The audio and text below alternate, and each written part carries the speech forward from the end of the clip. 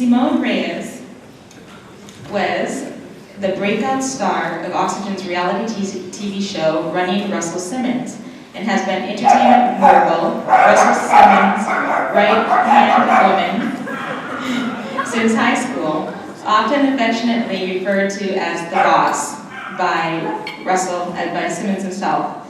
Simone boldly shed her clothes for PETA's Rather Go Naked demonstrations and Stray Cat Alliance, and has used her voice in countless media outlets to speak out in support of animal liberation. Simone is a 20-plus year vegan and has been a grassroots animal rights activist for most of her adult life. PETA's Animal Rights Sanctuary in India has officially given a new name, Simone's Place, in her honor. Last year, she traveled to Taiji, Japan to Sea Shepherd co-guardian to report on the atrocities of the dolphin drives. She has recently been arrested for protesting the Sea World float at the Rose Parade. Welcome, Simone Reyes.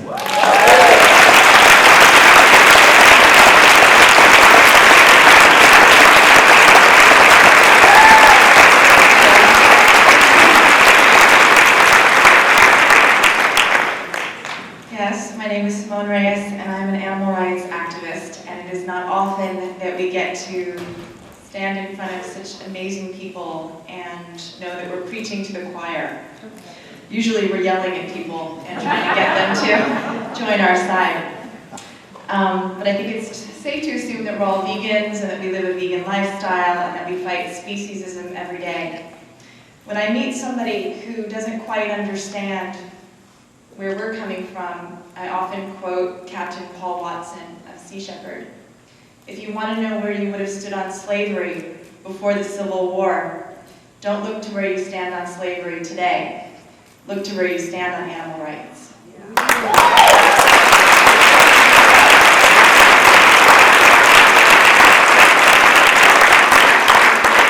I think that everyone in this room is banking on Margaret Mead's statement that one should never doubt that a small group of thoughtful, committed citizens can change the world, because indeed it is the only thing that ever has.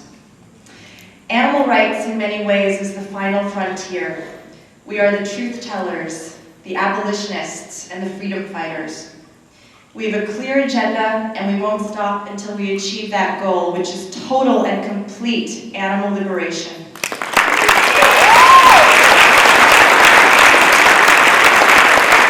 Our road to get there is rocky, to say the least. It's hindered by the greed of big corporations, ag-gag laws, and the stubborn unconsciousness of our brothers and sisters.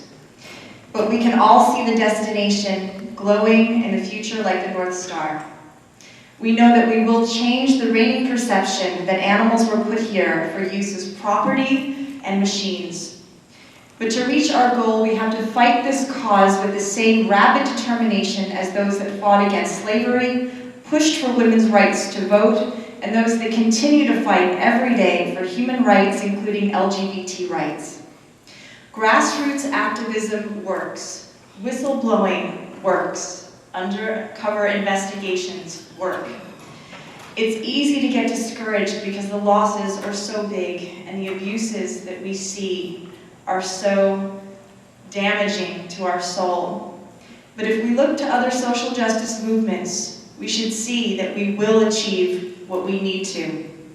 Ending slavery was a long and hard-won battle, but it was started by the activists. Early Quakers, many of them slave owners themselves, began to fight for the freedom of slaves. In the 19th century, as it progressed, many abolitionists united to form numerous anti-slavery organizations just like we do.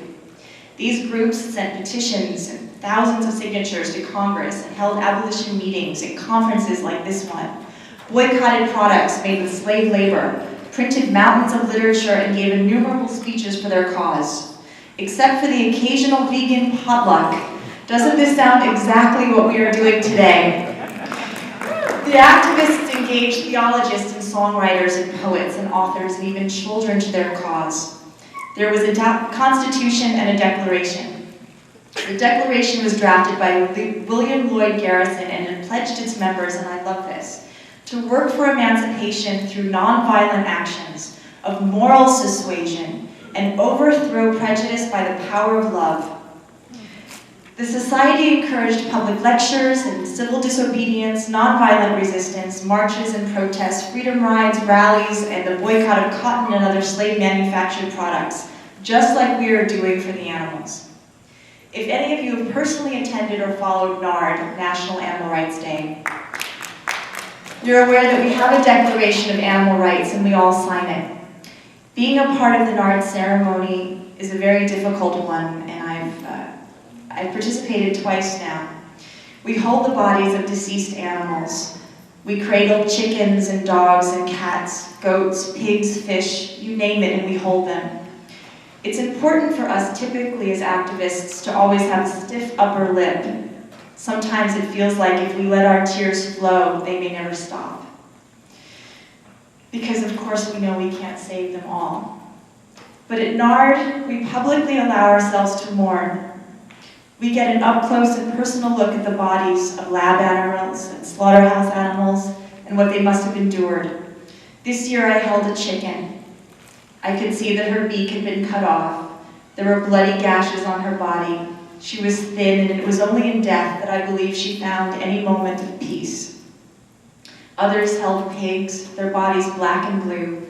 From what we know were beatings, being thrown about in transportation trucks, and eventually discarded like yesterday's trash. But each of these animals that we hold, they are each activists. His or her bodies used as evidence, truth no one can deny.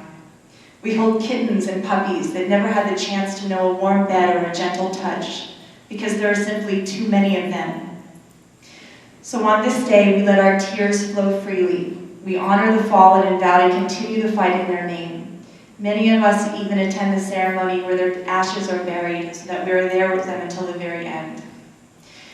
During early activist days of the anti-slavery movement, which I go back to again and again, just as we stage our protests, they received national attention and cameramen documented the struggle to end what was an atrocity at the time. This is why social media is so important for our movement. We have it much easier, actually, than the civil rights activists did. We can potentially reach millions of people with one well-manufactured tweet, one viral video. We are also continuing our efforts legally to challenge, to fight for the animals, just as they did with segregation through the courts. On Election Day in 1920, millions of American women exercised their right to vote after almost 100 years of fighting. They made speeches and signed petitions and marched just as we do. Alice Paul was the leader of the most militant wing of the women's suffrage movement, even staging a 7-month picket of the White House. For this unpatriotic act, Paul and the rest of the suffragists were arrested and imprisoned. Along with some of the other activists, she was placed in solitary confinement, then went on a hunger strike to protest this unfair treatment. The women were force-fed for as long as 3 weeks. The leaders of this campaign didn't always agree with one another. In fact, sometimes their disagreements threatened to derail the movement.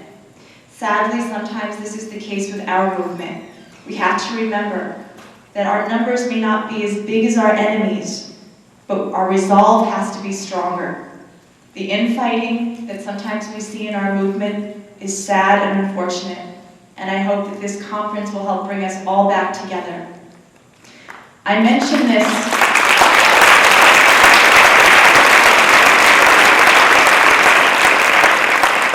because the undercover activists cannot do this alone. The ALF can't be everywhere. We need to rise up taller and stronger as a community. As many cues as we can take from these battles won, I urge you to consider taking. As a woman, I've taken some slack for having posed for provocative animal rights and welfare campaigns and marched semi-naked against fur. But I believe in the power of the media, and as long as it's my choice, to me, that's what feminism is all about.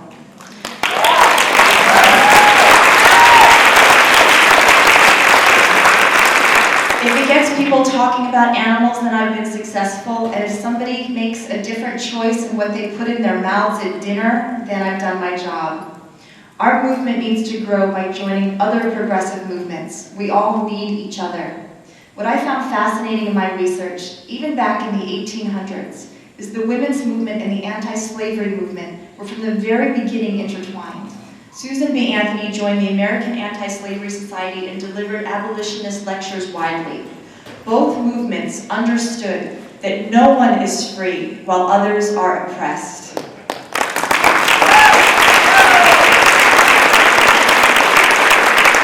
Now that African Americans are free, though slavery does of course still exist around the globe, and now that we as women have earned that right to vote, though we are still fighting for things like equal pay, does it not make sense to ask all other social justice movements to marry the animal rights movement with their agendas?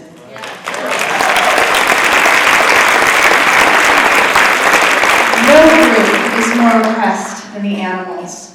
So they need our voice more than any other. The modern human rights movement began as a band of outsiders, fighting governments on behalf of the faceless and the voiceless. President Jimmy Carter brought it into the American foreign policy establishment by naming an outspoken Assistant Secretary of State for Human Rights. This meant for the first time that concern for the poor and the brutalized and the imprisoned would be heard in the highest councils of government. We need to follow suit. Push even harder to get candidates who will advocate for animals, filling the seats of Congress and other growing government positions. History has shown us that early activists understood this connection between human liberation and animal liberation. William Wilberforce, who was a well-known campaigner against slavery, was also a founding member of the RSPCA. Philosopher Jeremy Bentham, a founding father of utilitarianism, wrote an early defense of gay rights and was also an avid animal rights activist. The LGBT movement was built on the Stonewall riots in New York and has grown to massive marches here in California against Proposition 8 and continues to strengthen every day with every state's fight for marriage equality. Activists have led this charge. One of my favorite stories was activist and county clerk Celia Rolex. She issued marriage licenses to same-sex couples back in 1975. When it was so unheard of, there weren't even any US laws saying that she shouldn't be doing that. She told other clerks, just cross out the word man, cross out the word woman, and put the word person in its place.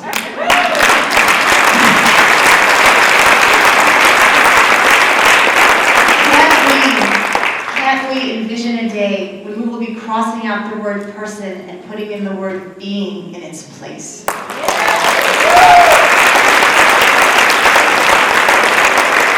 Of course, there was a national backlash, and soon her efforts were put out of commission, but she made a statement, and it's paying off.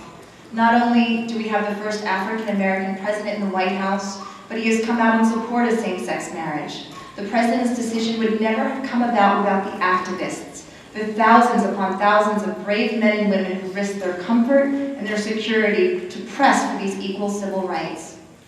Can you imagine a day when the president will take her pen and give rights to animals, to live free from harm, free from factory farms, and free from pain? I do, because it's been done before and it will happen again.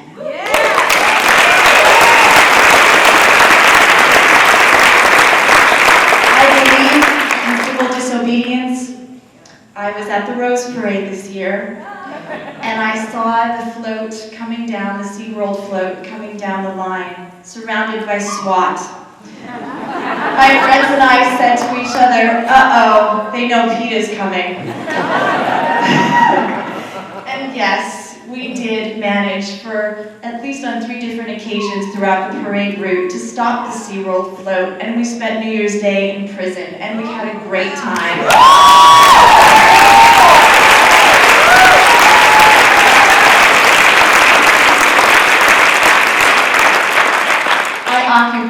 I believe in occupations. My hope is that one day this movement will galvanize and every slaughterhouse will eventually be occupied. I want every laboratory to be surrounded until they close their doors forever. I do home demos at vivisectors' houses. I believe that there's a time and a place for all kinds of activism.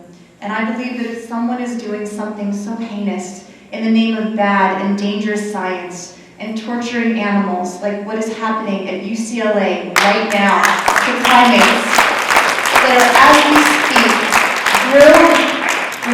speak, right as we speak, they're sitting and chained into restraint chairs with restraints drilled into their skulls, being addicted to methamphetamines, that the vivisector's neighbors should know about it. Sorry if sometimes that message comes loudly outside their doors before their morning coffee on a Sunday. I want us to gather, not by the hundreds, but by the millions on our marches on Washington. And as Ingrid Newkirk says, to never be silent at any fur wearer walking down the street or any meat eater at our family gatherings at Thanksgiving. We must activate the inactive and activate the activist. If we're going to follow in the path of other social justice movements, we must be willing to go all the way. I have stood on protest lines and marched in parades for animal rights for years, frozen to the bone in Central Park alongside the suffering carriage horses in my hometown of New York City. And now we have elected, the animal rights community, make no mistake, has elected the mayor of New York City, who has promised to retire them and get rid of the suffering carriage horse industry for good.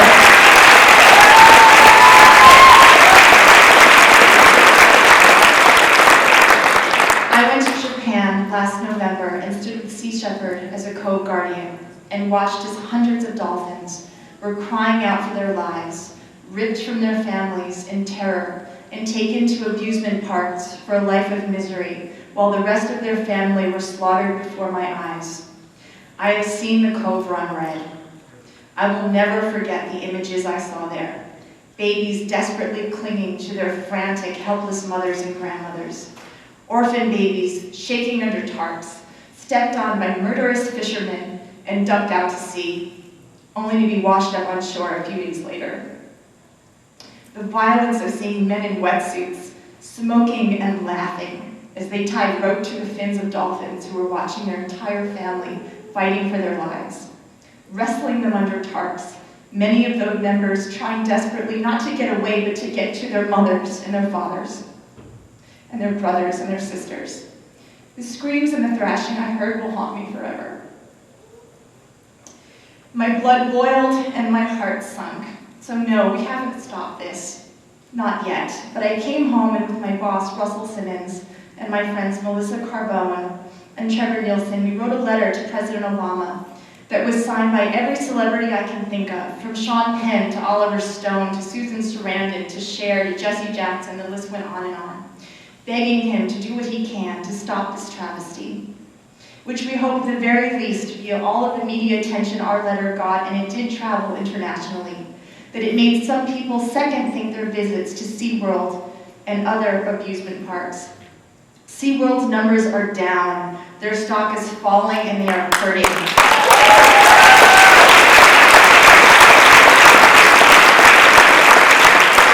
And this is because of the activists. When people go to SeaWorld now, they are almost always met with a group of protesters telling them exactly where these dolphins and orcas came from, where they were stolen from. Many simply in these amusement parks because they had the unfortunate fate of swimming through the waters, of free waters past Japan. This is not Japan's waters. Japan does not own the ocean. They go into these waters and they steal these animals from their God-given right of where they belong and where they should always live.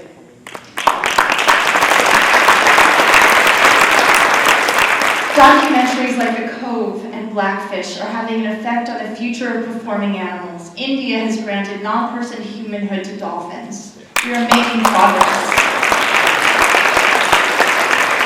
I was with Ingrid Newkirk recently at Talladega, watching our friend Leilani Munter race the Blackfish car that Sam Simon financed. I told her that every person in our box knew, without question, that one day in the history books, her name and image would be pictured besides those of Gandhi, Malcolm X, Bella Abzug, Rosa Parks, Gloria Steinem, Martin Luther King, Harvey Milk, and all the other freedom fighters in history. When people look back and they say, how in the world was this legal, what animals had to endure at the hands of humans? I told her that we were all so proud that PETA started this movement for so many of us, and she, of course, was too humble to agree with anything I said. But I saw it as clear as I see you all sitting here today. It's up to us, the activists, to make sure that that day in the history books comes soon. The animals are suffering now. The animals are dying now. They have no time for pleasantries. We have to fight for their rights with everything we've got, and we will, because we are activists. And as we say on the protest lines as we stand outside of UCLA, and as we stand outside of Farmer John's and all of our other protests, it's one struggle, one fight, human freedom, animal rights.